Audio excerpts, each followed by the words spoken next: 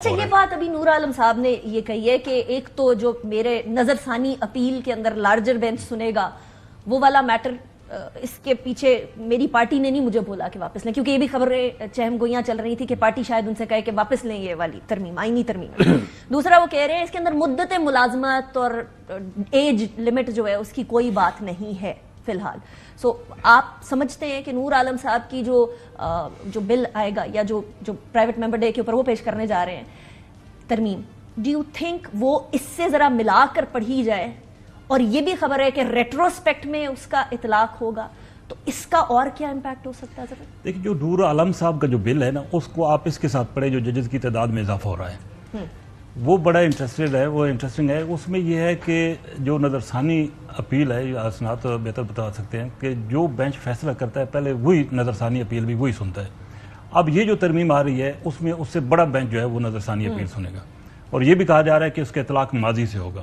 تو اس کے مقاصد پھر کیا ہو سکتے ہیں؟ کیا ہو سکتے ہیں؟ ایک مخصوص نشستوں کا ایک فیصلہ ہو چکا ہے، وہ اس کی نظر ثانی ہونی ہے۔ دیکھنا یہ ہے کہ اس پر بھی کوئی اس کا افیکٹ ہوگا یا نہیں ہوگا، لیکن بظاہر اس کے کچھ نہ کچھ مقاصد تو ہوں گے۔ تو تبھی نور عالم صاحب بھی اچانک ہی ایک ہی وہ آرڈر آف دا ڈے ہے، اور اسی پہ ایک ججز کی تعداد میں اضافے کا بھی بل ہے، اور یہ دوسرا نور عالم صاحب۔ So now government is playing technically, in other words ہم یہ کہہ سکتے ہیں اسناد صاحب؟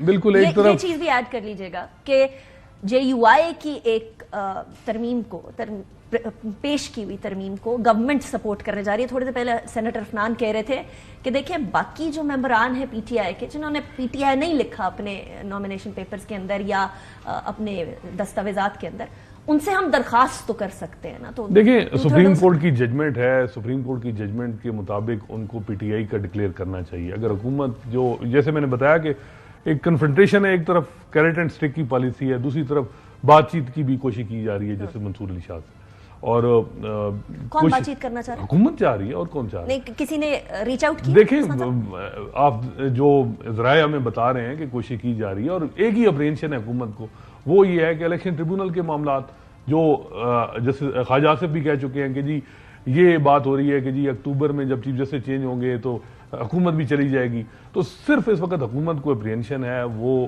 الیکشن ٹریبونل ہے۔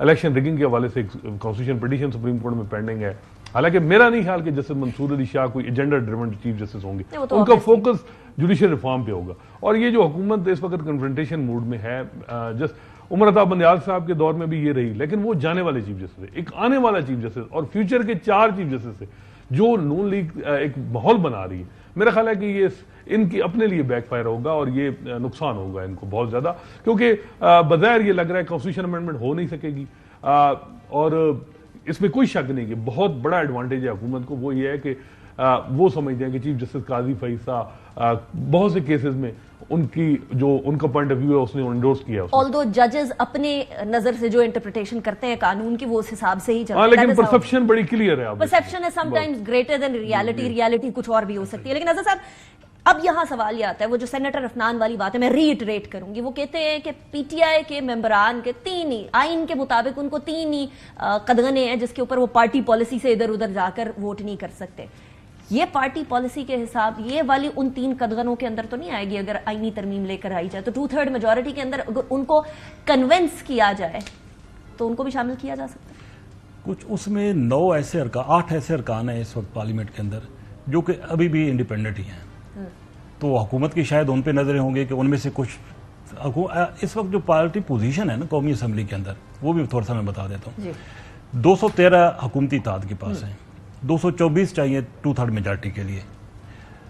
اب اگر جے یو آئی سپورٹ کرتی ہے یا حکومت اور جے یو آئی مل کے یہ کوئی آئینی ترمیم کرتے ہیں تو جے یو آئی کے قومی اسمبلی میں 8 ارکان ہیں، تو 3 ارکان حکومت کو چاہیے قومی اسمبلی میں، اور وہ جو انڈیپینڈنٹ ہے وہ پورے کر دیں۔ اس میں سے حکومت پوری کوشش کرے گی، حکومت کے پاس ظاہر وسائل بھی ہوتے ہیں اور سارے طریقہ کار۔ اب تو آنے والے نیکسٹ ویک تو یہ پیش ہوگا، کوئی کوششیں چل رہی ہیں بیک چینل پہ کوئی ریچ آؤٹ کرنے کی ان ممبران کو؟ حکومتی حلقے یہ کہہ رہے ہیں کہ ہمارے پاس اسٹرینتھ پوری ہے، ہم آئین میں ترمیم کر سکتے ہیں۔ تو ابھی جو آپ نے ریاضی کیا اس کے حساب سے فی الحال تو اسٹرینتھ پوری نہیں ہے، پوری نہیں ہے، پوری اس وجہ سے ابھی تک نہیں ہے کہ جب تک جے یو آئی مکمل طور پر سپورٹ نہیں کرے گی۔